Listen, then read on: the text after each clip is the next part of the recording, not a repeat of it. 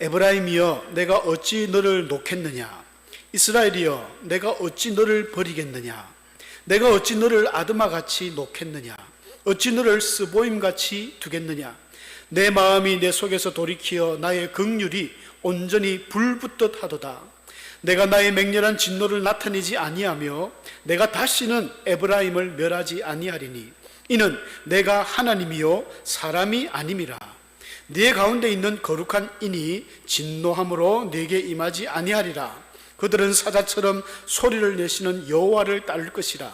여호와께서 소리를 내시면 자손들이 서쪽에서부터 떨며 오되 그들은 애굽에서부터 새같이 아수르에서부터 비둘기같이 떨며 오리니 내가 그들을 그들의 집에 머물게 하리라. 나 여호와의 말이니라. 아멘. 할렐루야. 반갑습니다. 오늘 오랜만에 또 잠시 비가 많이 와가지고 가뭄이 조금 해소가 되지 않았나 싶습니다. 하나님께서 우리 성도님들 교회 오시기 불편하지 않도록 또 비를 딱 멈춰주신 것 같아요. 아까 비가 굉장히 많이 왔는데 또 집에 가시고 또 한참 주무실 때 또 많이 올 것 같습니다.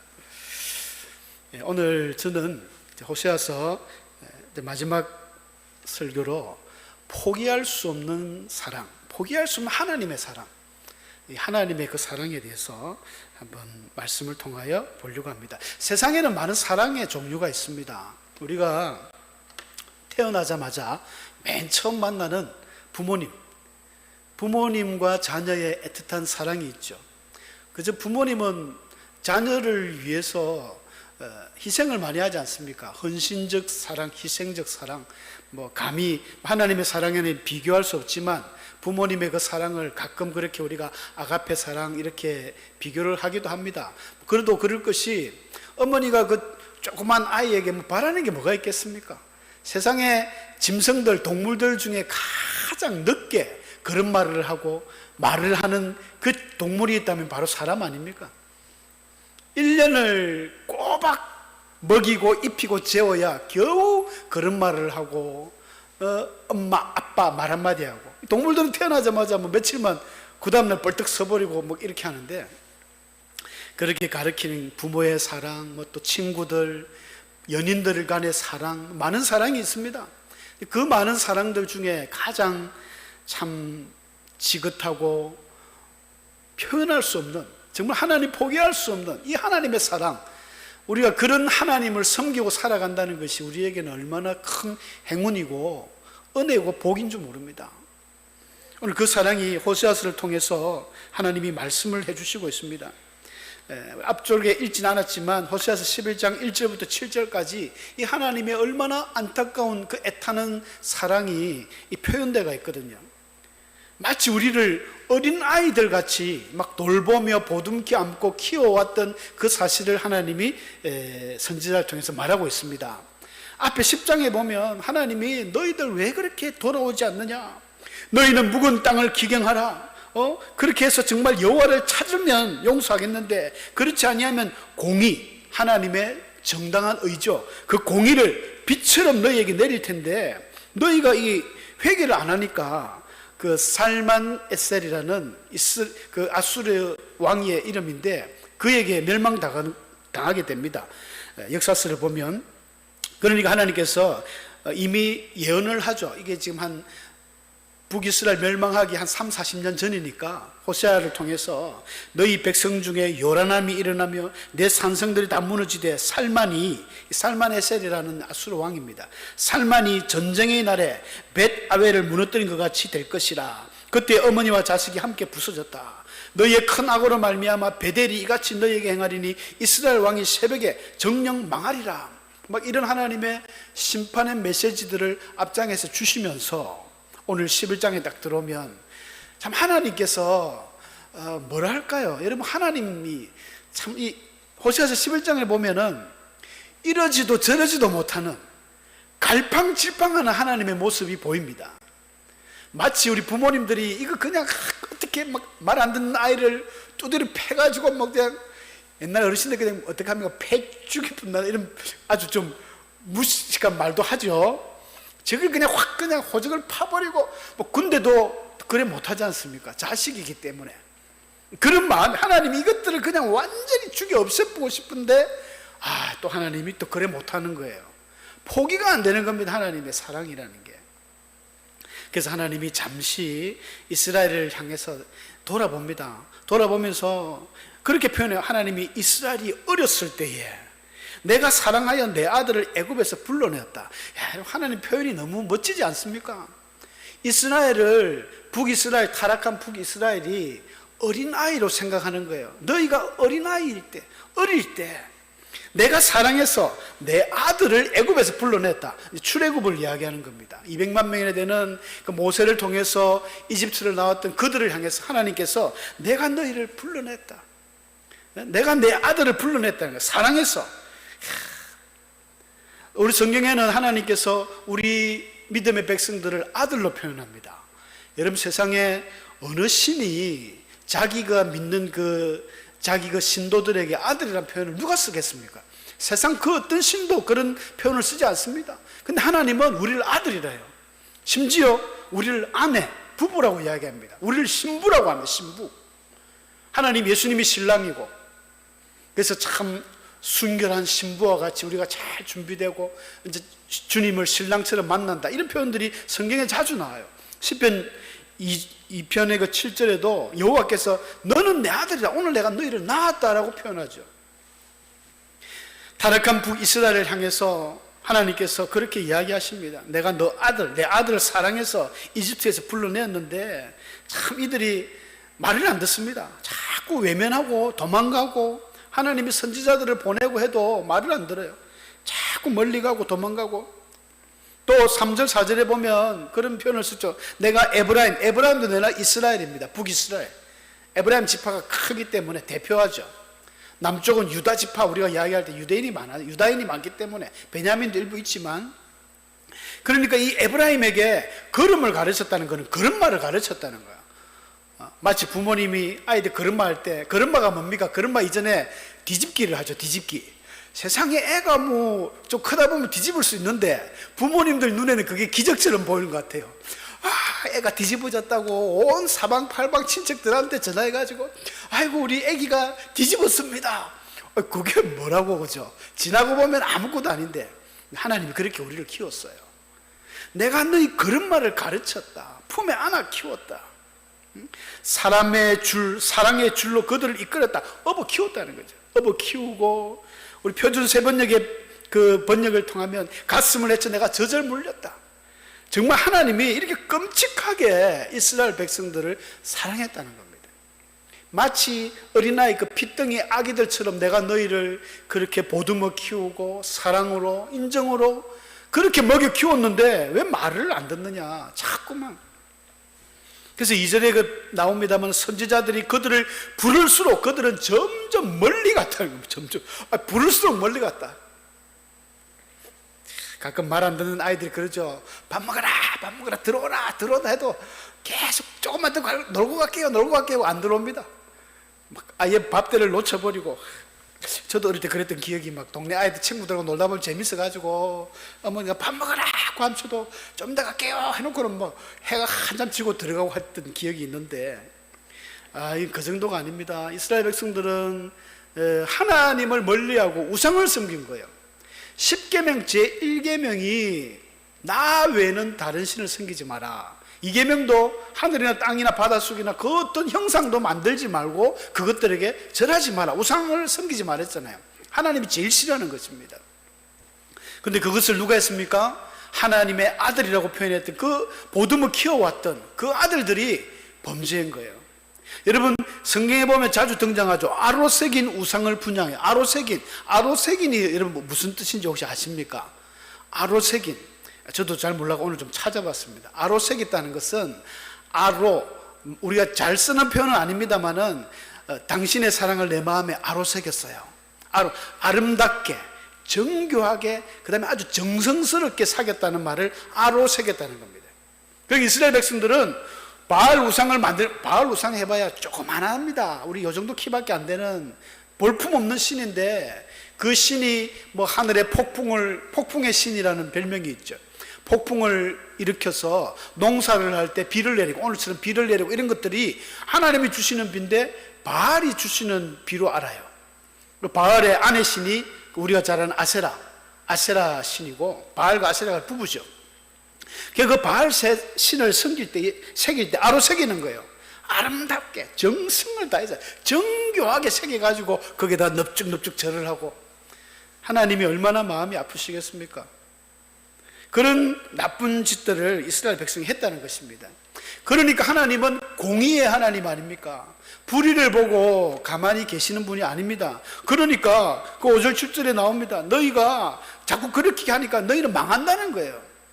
그래서 호세아서를 보면 하나님이 너희들 망할 거야 하면서 막 심판을 예언하다가 또 돌아오라, 내가 너희를 용서하겠다, 품어줄게, 그리고 또 너희들 망할 거야, 막 이렇게 하고 있어요. 하나님이 얼마나 하나님 마음이 참 이걸 어떻게 할 수 없는 안타까운 그런 하나님의 심정을 우리가 볼 수 있습니다. 아수르 사람이 그 임금이 될 것이다. 너희들이 그렇게 자꾸 그렇게 하나님께 내게 돌아오기를 싫어하면 아수르 사람이 그 임금이 될 것이다. 그 너희 나라가 망한다는 이야기죠. 칼이 그들의 성읍들을 치며 빗장을 깨뜨려 없애라. 아무리 빗장을 두꺼운 걸 쳐도 다 부서집니다. 여러분, 전쟁이라는 것은 끔찍하지 않습니까? 우리는 전쟁 세대가 아니기 때문에 전쟁의 아픔을 모릅니다. 연세 드신 분들은 전쟁의 어떤 그 참혹한 그 현장을 이제 눈으로 직접 보신 분들은 아시죠? 허봉랑 선교사님인가?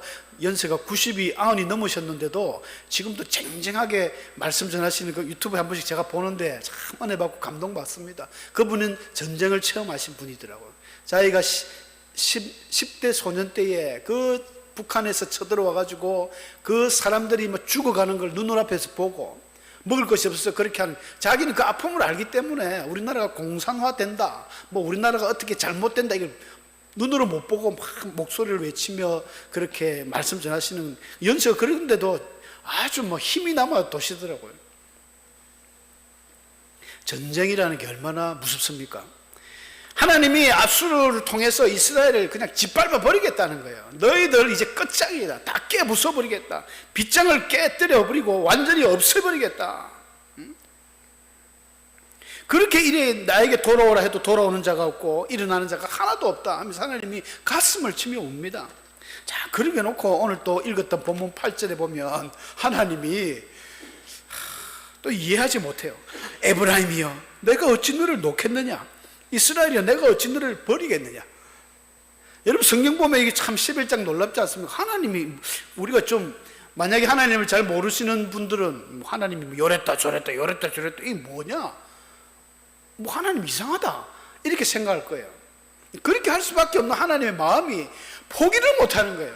내 백성 이스라엘, 내가 어떻게 업어 키웠는데, 내가 어떻게 참 이집트에 그 다른 사람들 손대지기 전에 내가 곱게 잘 키워왔는데, 하나님 한 번도 안아보기 전에 낼름 다른 우상을 따라가서 막 호세아 안에 그 고멜처럼 말이죠, 낼름 다른 남자 쫓아가는 것처럼 하나님 그걸 보여주시는 거예요. 그래도 하나님이 북이스라엘에게 그렇게 이야기합니다. 내가 어찌 너를 놓겠느냐? 내가 너를 아드마같이, 너를 스보임같이. 아드마 스보임은 우리가 잘 아는 소돔 고모라 성이 멸망할 때 있지 않습니까? 아브라함 시대 때에 그 소돔 고모라 성이 멸망할 때 같이 망했다. 5 성읍이 망했어요. 소돔 성이 제일 먼저 망하고, 그 다음에 고모라, 그 다음에 아드마, 스보임, 소알, 이렇게 5 성읍이 그 하늘의 유황불에 의해서 멸망합니다. 하나님이 내가 너희들 어떻게 그래 스보임처럼 아드마처럼 가만히 두겠는가?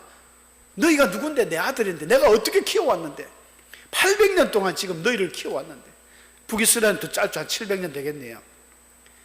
버리지 않겠다는 것입니다. 그리고 내 마음이, 내 속에서 하나님 마음이, 하나님이 그 긍휼하심, 불쌍히 여기심, 불이 탄다는 거예요. 애달픈 자녀를 키워오신 우리 부모님들 마음은 하나님의 이런 마음들이 충분히 이해되실 것입니다. 저놈을 어떻게 내가 해버릴 수도 없고, 이렇게 할 수도 없고, 저렇게 할 수도 없는 그 불타는 마음, 그 불쌍히 여기는 마음이 막 불붙는 거예요. 하나님이 그런 마음을 지금 표현하고 있습니다. 그럼에도 불구하고 하나님이 또 그 진노를 안 퍼볼 수도 없고, 참 하나님이 만약에 공의로 우리 이스라엘 심판하고 우리를 심판했다면 우리는 벌써 멸망할 수밖에 없는 사람입니다. 하나님에는 사랑이 있기 때문에 저와 여러분이 아직까지 살아있는 거예요. 하나님이 만약에 공의의 하나님이니까 하나님이 공의대로만 해버리면, 물론 하나님이 공의의 하나님이고 사랑의 하나님이고 인자 인애의 하나님이시거든요. 자비의 하나님이고, 이게 복합적으로 다 얽혀 있습니다. 만약에 우리 하나님이 공의의 하나님만 계속 생각한다면, 오늘날 지금 우리 대한민국 같은 경우가 지금 반으로 딱 쪼개가지고 서로가 서로를 막 못 죽여서 안달이 났지 않습니까? 만약에 공의의 하나님 같으면 벌써 다 죽여버렸습니다. 근데 그게 아니에요. 하나님을 알면 알수록 하나님은 공의도 있지만 용서와 인자와 사랑도 있는 거예요. 호세아서를 보면 알지 않습니까? 포기를 못하는 이런 마음이 있는데 단면만 보고, 하나님 공의의 하나님이니까 너 내게 배신해서 너 바로 끝장이야, 다시는 안 봐. 어떻게 보면 우리 성도님들 중에도 그런 분들 계세요. 하나님을 믿으면서 아무개 장로님은 목에 칼이 들어와도, 야, 저분은 완고하신 분이다, 진짜 하나님 말씀으로 철저하게 그게 하나님의 공의를 배워서 그래요. 근데 공의도 있지만 한편으로는 뒷문으로는 사랑을 열어둬야 됩니다. 하나님의 성도들이 공의만 있으면 안 돼요. 그거는 하나님의 반만 배운 것입니다. 하나님의 사랑도 있어야 돼요. 근데 또 하나님의 사랑만 너무 품어주고 하면 교회가 어떻게 됩니까? 질서가 없어집니다. 법이 있고 공의가 살아있어야 되거든요. 이게 같이 공존하는 게 굉장히 어려운데 우리는 그렇게 행해 나가셔야 됩니다. 그리고 인간이 행할 수 없는, 도저히 우리가 할 수 없는 그 부분에 있어서는 하나님께 기도하고 맡겨야 돼요. 그러면 하나님이 기가 차게 해결해 줍니다. 사람의 방법이 아니라. 그래서 성경에 원수 갚는 것이 내게 있으니, 하나님이 하신다는 거예요. 교회의 무리를 일으키고 교회의 문제를 일으키는 어떤 사람들은요, 내가 그것을 심판자가 되어서 막 하려고 하면은 괜히 어떤 문제들이 더 복잡하게 되는데, 하나님이 해결하면 아주 간단하게 해결됩니다. 근데 그런 하나님도 힘들어하는 게, 하나님의 백성들이 타락했을 때, 하나님의 백성들이 방황할 때 하나님의 가슴이 찢어지는, 그러니까 불 붙는 것 같아요. 내가 다시는 에브라임을 멸하지 아니하리라. 좀 전에 멸한다 그래 놓고는 내가 다시는 멸하지 않겠다 그렇게 이야기하면서, 이게 왜 그랬느냐, 그 9절, 절수를 안 적어놨군요. 9절에 나오죠. 9절에 이는 왜 그러냐면 내가 하나님이기 때문에 그렇다는 것입니다. 내가 사람이 아니기 때문에. 내가 사람이면 벌써 끝났어. 내가 만약에 사람의 마음을 가졌다면, 인생들의 내가 마음을 가졌다면 벌써 끝내고 없었을 겁니다. 가데스 바네아에서 불평적인 보고를 할 때, 이스라엘 백성들이 할 때, 모세야 네 잠깐 비키라, 내가 이들 확 다 죽여버리고 모세 너하고 다시 하겠다, 이게 하나님의 그런 마음이었지 않습니까? 근데 하나님도 이제 오랜 세월 이스라엘 백성들과 함께 하다 보니까 막 정도 들고 막 이런저런 정이 들은 거, 미운정 고운정 다 들었는지 도저히 이 손을 못 놓습니다. 그게 사람이 아니기 때문에, 내가 하나님이기 때문에 그렇다는 이 말, 굉장한 또 위로도 되고, 또 하나님의 그 마음이 얼마나 참 아프셨을까 공감이 갑니다. 너희 가운데 있는 나는 거룩한 사람이다, 구별되었다, 나는 사람들과 인생들과 다르다는 것입니다. 그렇게 하나님이 말씀해 주십니다. 그리고 또 한번 11절에 그렇게 말씀하세요. 그들은 애굽에서부터 새같이, 아수르에서부터 비둘기같이 떨며 올 것이다. 비둘기라는 표현을, 원래 비둘기는 그 희소성이 있어가지고 옛날에는 비둘기 발에다가 편지를 붙여가지고 쫙 날려보내면 서로 이게 오고 가면서 편지처럼 했지 않습니까? 그래서 상대방한테 갔다가 상대방이 편지 읽어보고 또 비둘기에 또 편지 답장을 해가지고 집으로 돌아옵니다, 비둘기가. 그런 비둘기의 어떤 특성이 있는데, 호세아서 6장에는 이 어리석은 비둘기라는 이야기가 나와요. 어리석은 비둘기는 집을 나가면 집을 안 들어오는 거예요. 북이스라엘을 향해서 그렇게 이야기합니다. 너희들이 어리석은 비둘기 같다. 왜 하나님을 믿는 사람들이 왜 자꾸 딴 데 가서 있다가 돌아오면 되는데 안 돌아온다는 거예요. 그런데 11장에 나오는 비둘기는 틀립니다. 비둘기가 다시 돌아온다는 거예요. 이걸 강조하는 겁니다. 그러니까 너희가 아수르에서부터 비둘기같이 돌아올 것이다, 애굽에서부터 새같이 돌아올 것이다. 여러분, 새들은 집을 나가가지고 어떻게 희한하게 자기 집을 찾아가잖아요. 비둘기같이 돌아오는데 떨며 오리니, 이것은 이제 은혜를 체험하고 나서 이야, 우리 하나님이 대단한 하나님이네. 여러분, 이스라엘 백성들이, 물론 북이스라엘은 아수르에게 완전히 망해가지고 거의 남자들이 다 죽습니다. 그래도 어렵게 이어와서 명맥을 유지해서 신약에 오면 사마리아인으로 남아있지 않습니까?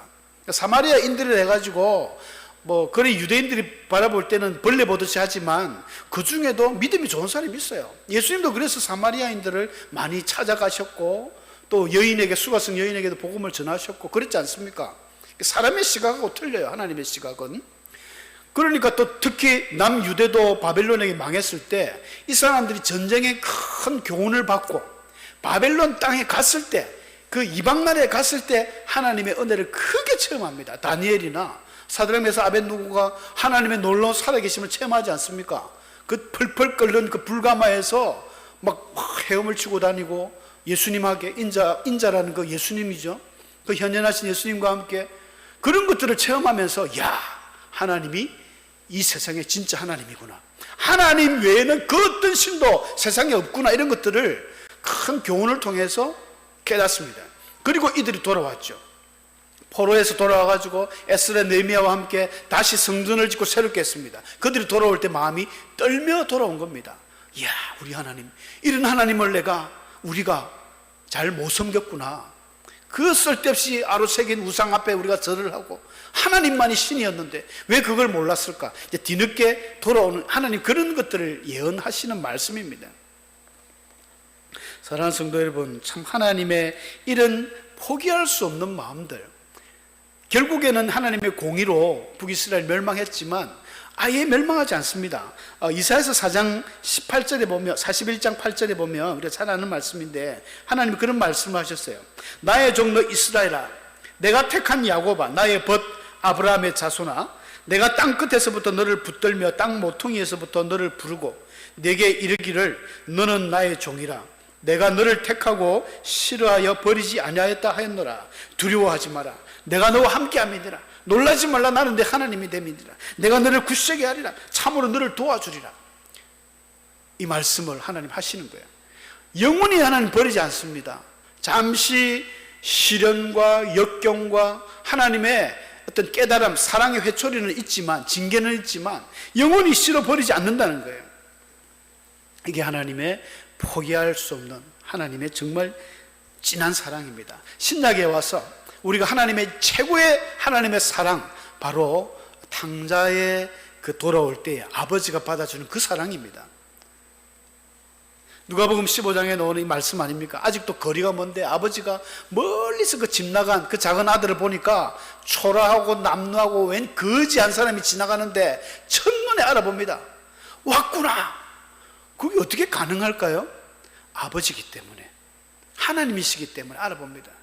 우리가 혹시 신앙생활을 하다가 어떤 이기기 힘든 그런 시련을 당해서 잠시 방황하다가 하나님 품을 떠날 수도 있습니다. 하나님 앞에 우리가 다 신앙생활 끝까지 잘하는 법은 없죠. 우리 인생 가운데 누구나 방황의 기간이 있을 수 있습니다. 그러나 그 방황하고 있을 때 하나님은 그럼 두 손 놓고 있느냐? 절대 그렇지 않습니다. 항상 돌아올 수 있는 기회를 자꾸 만들어 주시고 사람을 통하여 또 여러 가지 많은 인생의 이런 것들을 통해서 그에게 깨달음을 주고 돌이키고 합니다. 그게 하나님의 사랑이거든요. 그럴 때에 어느 순간 영화를 보든지 아니면 어떤 성경의 말씀을 보든지 친구를 통해서 언젠가 깨닫고 돌아올 때 저 교회 문 저 밖에 있을 때 하나님이 버선발로 뛰어나가는 거예요. 아버지처럼 측은히 여겨, 불쌍히 여겨. 아까 긍휼함, 그죠? 우리 목사님 늘 자주 스플랑클리조마이라는 이 불쌍히 여기는 거, 긍휼히 여기는 거, 심장이 찢어지는 고통, 이게 바로 그런 원어적인 의미거든요. 목을 안고 뛰어나가 입을 맞추고, 내 아들은 죽었다가 다시 살아났다, 내가 잃었다가 다시 얻었다 하면서 잔치를 벌이고 다시 그 지위를 회복시켜 주지 않습니까? 이게 하나님의 사랑입니다. 비록 북이스라엘 왕국이 호세아 선지자가 이렇게 외침에도 불구하고 회개하지 않아서, 호세아 선지자의 마지막 북이스라엘 선지자거든요. 이름도 똑같습니다. 북이스라엘 마지막 왕 이름도 호세아 왕입니다.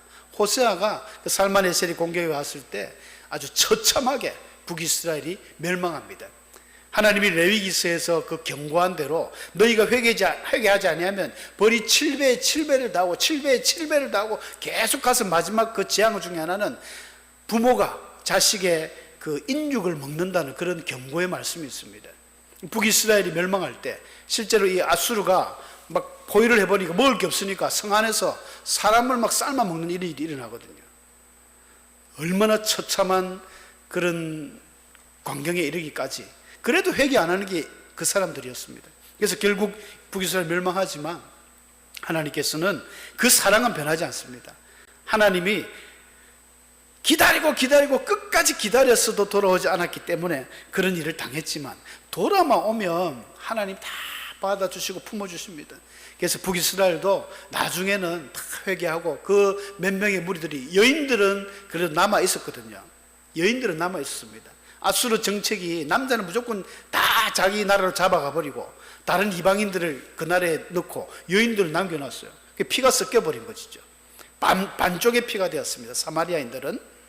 그래도 그들이 정말 하나님 잘 섬기고 이런 사람들이 또 있었습니다. 물론 영 아닌 사람들도 많았지만 이 시대를 살아가는 저와 여러분도 이런 하나님의 이 사랑을 우리가 잘 알고 우리가 하나님 그 마음에 맞게 하나님을 기쁘시게 해드리는 주의 성도들 되시기를 축복합니다.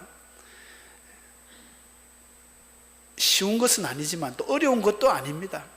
하나님이 이토록 우리를 긍휼히 여기시고 사랑하시는데 우리가 조금 이 시대에 우리가 뭐 북이스라엘처럼 아로새긴 우상을 섬기지는 않겠지만 그 내가 좋아하는 하나님 외에 다른 것을 그 시간과 정력을 낭비하면서 쫓아가는 그 우상이거든요. 세상에 막 쫓아가는 어떤 분들은 골프를 좋아하시면요, 주일 예배보다 골프가 막 마음이 막 감동이 어쩌지 가고 싶어가지고 안달이나, 하나님이 그것도 우상입니다. 하나님 외에 그 어떤 걸 자꾸 시간과 내가 그곳에 재미있어 빠져가지고 낭비하는 것들은 북이스라엘 왕국이 자꾸 뭐 타락하는 거나 우리는 별반 차이가 없지 않습니까? 하나님 앞에 온전히 하나님만을 섬기고 사랑하는, 하나님과 함께 교제하는, 하나님과 닮아가는 복된 성도들 되시기를 축원합니다. 우리 말씀 생각하시면서 우리 잠시 한번 기도하는 시간 갖겠습니다.